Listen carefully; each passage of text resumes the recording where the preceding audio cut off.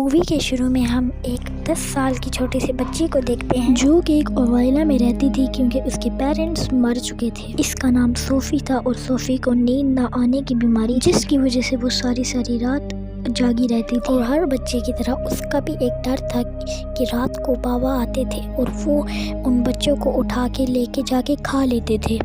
एक रात जब सब लोग सो रहे होते हैं तो सोफ़ी को बिल्लियों की आवाज़ आने लगती है। तो फिर सोफ़ी जाके विंडो में चेक करती है। वो जब बालकनी में होती है तो वो देखती है कि कुछ बिल्लियों ने डस्टबिन को गिरा दिया था। फिर वो देखती है कि एक जायंट का हाथ आता है और उस डस्टबिन को दोबारा सही कर देता है। फिर वो सोफ़ी उस जायंट को देखती है और वो जायंट भी उस सोफ़ी को देख लेता है। सोफ़ी उस जायंट को देख के बहुत डर जाती है और वापस अपने बिस्तर पे चली जाती है। लेकिन जायंट अपना हाथ बढ़ा के सोफ़ी को उठाने की कोशिश करता है और दी एंड सोफ़ी को उठा के अपने साथ लेके चला जाता है। जब भी कोई इंसान उसको देखने वाला होता है लेकिन वो कैसे कैसे करके अपने आप को छुपा लेता है क्योंकि उसको ऐसा नहीं अच्छा लगता कि कोई भी इंसान उसको देखे। फिर वो सोफ़ी को पकड़ के अपनी दुनिया में ले जाता है जहाँ और भी बहुत बड़े बड़े जायंट्स होते हैं। फिर सोफ़ी देखती है कि वहाँ उसके घर में सब चीज़ें बहुत बड़ी बड़ी। फिर जैसे ही सोफ़ी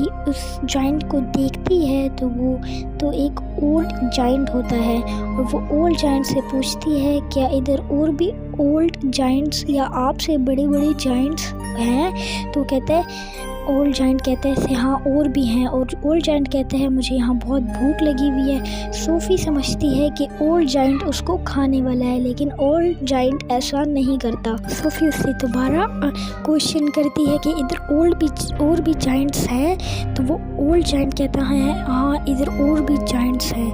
और वो सारे इंसानों को देखते ही मार देते हैं, कच्चा खा लेते हैं। उनको इंसानों पे ज़रा तरस नहीं आता। ये सब सुन के सोफ़ी बहुत ज़्यादा डर जाती है।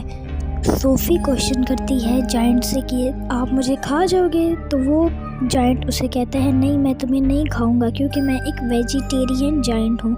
मैं इंसानों को नहीं खाता और मैं एक सब्ज़ी ही खाता हूँ और वो बिल्कुल भी टेस्ट में अच्छी नहीं होती। वो कहता है कि मैं इंसानों को वैसे भी नहीं मार के खाऊंगा क्योंकि तो हमें यहाँ से पता लगता है कि वो एक अच्छा और रहम दिल जायंट। फिर सोफ़ी उससे पूछती है कि अगर आप मुझे खाएंगे नहीं तो आप मुझे इधर क्यों लाए हैं। तो वो ओल्ड जायंट उसे कहता है कि तुमने मुझे देख लिया था और तुम अपनी सारी जगह पे मुझे बता देती कि वहाँ एक जायंट आया था इसलिए मैं तुम्हें इधर लाया हूँ। और इसकी वजह से इंसानों को जायंट्स के बारे में पता लग जाता और वो इधर आ जाते और मेरे साथ साथ सब जायंट्स को मार देते, इसलिए मैं तुम्हें इधर लाया हूँ। फिर वो जायंट उससे कहता है कि अब तुम मेरे साथ इधर पूरी ज़िंदगी रहोगी। फिर वो कहती है कि नहीं मैं तो इधर से भाग जाऊँगी। फिर वो जायंट अपने बैग में से एक बोतल निकालता है। फिर सोफ़ी उससे पूछती है कि इसमें क्या है। तो वो कहता है कि इसमें ड्रीम्स हैं। तो फिर वो सोफ़ी कहती है कि ये तो फिर मेरे कोई काम की नहीं क्योंकि मुझे ना नींद आती है और ना मैं कभी ड्रीम्स देखती हूँ। फिर जायंट वो वाली बुक पढ़ने लग जाता है जो कि सोफ़ी के पास थी। अब सोफ़ी ये बुक सुनते सुनते उसको नींद आने लग जाती है और वो सो जाती है। फिर जायंट ड्रीम्स की बोतल में से एक ड्रीम उठा के सोफ़ी के अंदर डाल देता है। फिर जब सोफ़ी की आँख खुलती है वो देखती है कि जायंट सो रहा होता है। इसी का मौका उठा के वो बाहर जाती है और बाहर उसको एक बहुत बड़ा जायंट नजर आता है। फिर जायंट उसको उठाता है और उसको फिर सोफ़ी उसे कहती है कि मुझे नहीं खाना और वो जायंट उसे खा लेता है। फिर उसकी जब वो पूरा खा लेता है उसके बाद सोफ़ी नींद से उठ जाती है। फिर वो जायंट से कहती है कि मुझे पता है ये सब कुछ आपने ही किया है। तो वो जायंट उससे कहता है कि ये सब करना बहुत ज़रूरी था ताकि मैं तुम्हें बता पाऊँ कि बाहर तुम्हारे लिए कितना खतरा है। फिर वो जायंट सोफ़ी को बताता है कि बाहर जो भी जायंट्स हैं वो मेरे से कितने ज़्यादा बड़े हैं। फिर वो जायंट सोफ़ी से कहता है कि मैं तो उन जायंट के सामने कुछ भी नहीं हूँ। वो कहता है कि मैं एक छोटा जायंट हूँ और बूढ़ा भी। अभी ये लोग बातें कर ही रहे थे कि तभी एक बहुत बड़ा जायंट उधर आ जाता है। सोफ़ी ये सब देख के बहुत डर जाती है और कहीं जाके छुप जाती है। जायंट सच में बहुत बड़ा था वो ओल्ड जायंट से। वो जायंट उससे कहता है कि तुम इधर किससे बातें कर रहे थे। वो सारे जायंट उस ओल्ड जायंट को बोलना कहते हैं क्योंकि वो बहुत छोटा जायंट है। उस बड़े जायंट के हाथ पे कट लगा हुआ था, इसलिए वो उस छोटे जाइंट के पास गया था ताकि वो उसके कट को ठीक कर सके।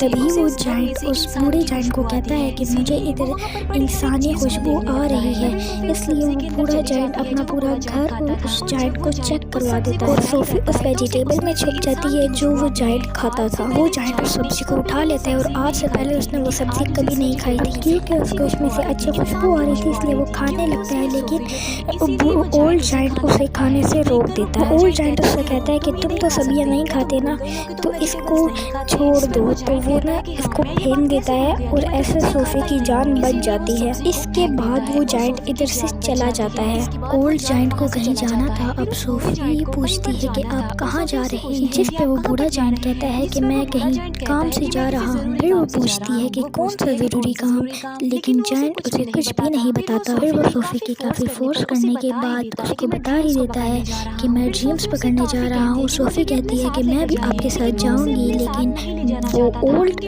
जाइंट कहता है नहीं, मैं तुम्हें नहीं लेके जा सकता, तुम्हें पता है कि बाहर कितना खतरा है। सोफी बहुत जिद करती है, जिसकी वजह से वो ओल्ड जाइंट उसको लेके जाने के लिए तैयार हो जाता है। जब वो बाहर आते हैं तो देखते हैं कि सारे जाइंट कितने आराम से सो रहे हैं। ये लोग उन जाइंट्स के बीच में से गुजरना चाहते थे, लेकिन वो जाइंट्स उठ जाते हैं। तभी वो लोग ओल्ड जाइंट को तंग करने लग जाते हैं और कहते हैं बोने तुम कहाँ जा रहे हो। वो कहता है कि मैं तो अपने काम पे जा रहा हूँ, जिस पर वो सारे जाइंट्स कहते हैं कि तुम अब अपने काम पे नहीं जा सकते, क्योंकि अगर तुम ऐसे ही जाओगे और टाउन में किसी को हमारे बारे में पता लग गया तो वो हमारी जान भी जा सकती है, इसलिए अब तुम नहीं जा सकते। इसी मौके का फायदा उठा के सोफी एक कार के अंदर छुप जाती है। तभी उन लोगों से ओल्ड जाइंट कहता है कि ऊपर देखो, और वो सब लोग ऊपर देखते हैं तो देखने के बादल बने होते हैं और वहाँ बारिश होने लगती है। असल में इन लोगों को पानी से बहुत डर लगता था, जिसकी वजह से सब जाइंट्स इधर उधर भागने लग जाते हैं। और इसी मौके का फायदा उठा के सोफी और वो ओल्ड जाइंट यहाँ से चले जाते हैं। अब वो बहुत ऊपर आ चुके थे, बादलों से भी ऊपर थे। अब वो सोफी कहती है कि यहाँ से तो देखने में स्टार्स बहुत खूबसूरत लग रहे हैं। तभी वो ओल्ड जाइंट कहता है कि मैं इन स्टार्स का म्यूजिक भी सुन सकता हूँ, क्योंकि मैं इस पूरे वर्ल्ड में किसी भी चीज़ की आवाज़ सुन सकता हूँ, चाहे वह चोटी ही क्यों ना हो। ये सब सुन के सोफी कहती है कि मुझे तो यकीन नहीं आ रहा। तभी वो ओल्ड जाइंट कहता है कि तुम्हें ये बात माननी पड़ेगी। उसके बाद वो लोग एक लेक के पास आ जाते हैं और उधर ही एक बहुत ही ज़्यादा खूबसूरत ट्री होता है। तभी वो सोफी पूछती है कि ये क्या है। वो फिर ओल्ड जाइंट बताता है कि ये ड्रीम्स की दुनिया है। इधर इस ट्री से ड्रीम्स कतरों की तरह गिरते हैं और इन्हीं ड्रीम्स को तो पकड़ने हम इधर आए हैं। और फिर वो दोनों इन ड्रीम्स को एक एक करके पकड़ने लगते हैं, जिसमें अच्छे और बुरे दोनों ड्रीम्स होते हैं। ड्रीम्स को पकड़ के वहाँ से वापस जाने लग जाते हैं। अब ये दोनों एक दूसरे के काफ़ी अच्छे फ्रेंड बन चुके थे। काफ़ी खुश थे। ये बूढ़ा जाइंट अपनी सारी दुखभरी कहानियाँ सोफी को सुनाता है कि कैसे यहाँ के सब जाइंट्स मुझे बोना बोना कहते हैं, लेकिन अब मैं खुश हूँ क्योंकि मुझे यहाँ एक ऐसा भी मिला था जो मुझे बिग फ्रेंडली जाइंट कहता था, BFG। तो सोफी उसको ओल्ड जाइंट से कहती है कि आज के बाद मैं आपको BFG ही बोलूँगी। फिर वो दोनों लोगों को ड्रीम्स बांटने लग जाते हैं। वो बिग फ्रेंडली जाइंट मतलब BFG वो उन सबको ड्रीम्स बांटने लग जाते हैं। तब हमें पता लगता है कि वो इतने सारे अच्छे अच्छे ड्रीम्स बांटते हैं ताकि वो लोगों की दुनिया में खुशियाँ तो नहीं लेकिन ख्वाबों में ज़रूर खुशियाँ ला पाएँ। जैसे हमें पता लगता है कि वो काफ़ी अच्छे जाइंट हैं। फिर सोफी पूछती है कि ड्रीम्स के बारे में क्या आपको आपके पेरेंट्स ने बताया था। तो जाइंट ने बोला नहीं, हमारे कोई पेरेंट्स नहीं होते। फिर वो BFG से उनकी एज पूछती है कि वो कितने ईयर्स के हैं। तब BFG बताते हैं कि जब से ये दुनिया बनी है तब से जाइंट्स भी हैं, तो जितने ईयर्स की ये दुनिया है उतने ईयर्स का मैं भी हूँ। सोफी अचानक पूछती है कि मेरा ब्लैंकेट कहाँ है। असल में उसका ब्लैंकेट जाइंट्स की दुनिया में ही छूट गया था, जिसकी वजह से BFG परेशान हो जाते हैं और कहते हैं कि मैं अब तुम्हें अपने साथ नहीं लेके जा सकता, क्योंकि अब तक उन जाइंट्स को पता लग गया होगा कि मेरे साथ कोई इंसान भी है। तो यहाँ BFG एक बात बताता है सोफी को कि तुम्हारी तरह मुझे कई साल पहले एक बच्चा मिला था जो कि तुम्हारी तरह ही बहुत क्यूट था और उसी का ब्लैंकेट तुमने पहना हुआ है उसने भी तुम्हारी तरह मुझे देख लिया था, जिसकी वजह से मुझे भी उसको दिलाना पड़ा था। और फिर उन जायंट्स को पता लग गया कि मेरे साथ एक इंसान भी है, तो मैं नहीं चाहता कि वो हालत तुम्हारी भी हो, इसलिए मैं तुम्हें इधर छोड़ के जा रहा हूँ। और मैं नहीं चाहता जो भी तुम्हारे उस दोस्त के साथ हुआ है वो तुम्हारे साथ भी हो, क्योंकि तुम भी तो मेरी एक दोस्त हो ना, इसलिए वो उसको उधर ही छोड़ के चला जाता है। तभी सोफी उसके साथ जाने की जिद करती है, लेकिन इस बार जायंट उसकी बात नहीं मानता। सोफी अब बैल्कनी से कूदने का प्लान बनाती है। अब वो इधर नहीं रहना चाहती थी, इसलिए वो बैल्कनी से कूद जाती है। उसको पता था कि BFG उसको बचा लेंगे, ऐसा ही होता है, BFG उसको बचा लेते हैं और BFG को ना चाहते हुए भी उसको अपनी दुनिया में लेके जाना पड़ता है, जहाँ पहले वो सारे जायंट्स उनका वेट कर रहे हैं, क्योंकि अब उनको पता लग गया था कि BFG के पास एक इंसान है, जिसकी वजह से सारे उसके घर में चले जाते हैं। वो कहते हैं ये ब्लैंकेट किसका है, और वो उसके घर को सारा तोड़ कर देते हैं उस इंसान को ढूंढने के लिए। वो बहुत ढूंढते हैं, लेकिन वो जो ब्लैंकेट वो जला देती हैं BFG और सबको वहाँ से भगा देते हैं। तभी सोफी एक प्रिंसेस की ड्राइंग को देखती है, जिससे उसको एक आइडिया आता है। फिर वो जाके कहती है BFG से कि एक ऐसा ड्रीम बनाएं जिसमें आप हम दोनों को भी डालें और यहाँ के सारे जायंट्स को भी डालें, जिसमें आप ये बताएं कि यहाँ कैसे जायंट्स इंसानों को खाते हैं। और ऐसा ही करते हैं BFG, और जैसे कि सोफी ने बताया था BFG उसमें सारे बच्चों को भी डाल देते हैं, सब डाल देते हैं उसमें। और फिर वो ऐसा कर देते हैं और सारे जायंट्स को उन सारे मिसिंग बच्चों को डाल देते हैं एंड वो लोग ड्रीम बना लेते हैं। अब वो आ जाते हैं प्रिंसेस के घर के पास और उनको वो ड्रीम दिखा देते हैं, जिसकी वजह से जब प्रिंसेस की आँख खुलती है भी बहुत ही ज़्यादा डरावना ड्रीम था, और जिसकी वजह से प्रिंसेस डर जाती हैं। अब वहाँ की केयर टेकर कहती है कि बस ये एक डरावना ख्वाब था, अब आप इसको इतना ना लें। लेकिन जब वो देखती है कि ये उनके बिल्कुल ड्रीम के जैसा है, मतलब सारे वही बच्चे गुमे हुए हैं, तो फिर वो थोड़ा सा सीरियस हो जाते हैं इस मामले में। केयर टेकर जाके जैसे ही विंडो को खोलती है तो सामने उनको सोफी नजर आती है। अब वो लोग सोफी को जान चुके थे क्योंकि वो उनके ड्रीम में आई थी। अब वो प्रिंसेस कहती है कि ये तो बिल्कुल मेरे ड्रीम वाली बच्ची है, तो वो सोफी उनसे कहती है कि मैं आपको अपने BFG दिखाऊंगी, लेकिन आप मुझे प्रॉमिस करें आप उसके बारे में किसी को भी नहीं बताएंगी।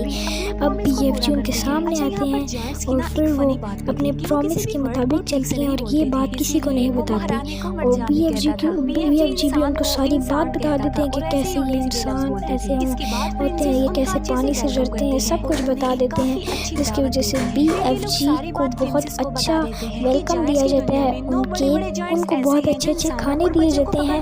और फिर वो कहते हैं कि मुझे आपकी एक हेल्प चाहिए। ऐसा ही चलता रहा तो ये सारे उसको खा जाएंगे, तो आप प्लीज़ हमारे साथ आए। तो ये सारे लोग हेलीकॉप्टर लेके BFG के साथ साथ उनकी दुनिया में चले जाते हैं। अपना वो BFG एक ड्रीम बनाते हैं जिसमें वो दिखाते हैं कि कैसे उन जायंट्स ने कितना बुरा किया है, और वो ऐसा ड्रीम बना भी लेते हैं।